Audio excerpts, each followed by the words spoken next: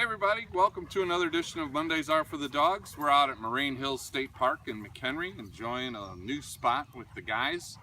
I was just thinking about the word trust today, and trusting that the mosquitoes won't get in my face. But anyway, Proverbs 3:3-5 popped into my head today, and I thought that was a great thing to think about. The Lord says, "Trust in the Lord with all your heart. Lean not on your own understanding. In all your ways acknowledge Him, and He'll make your path straight."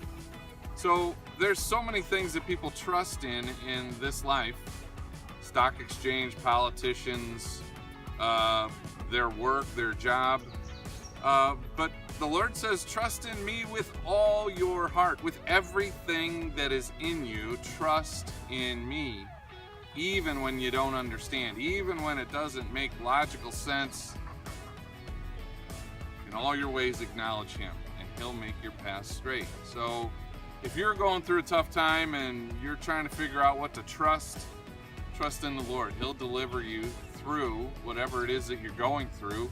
Trust Him with all your heart. Give it all to Him, even when it doesn't make sense. But while you're doing it, acknowledge Him and say, "Thank you, God, for being there for me and with me." And He'll make your path straight.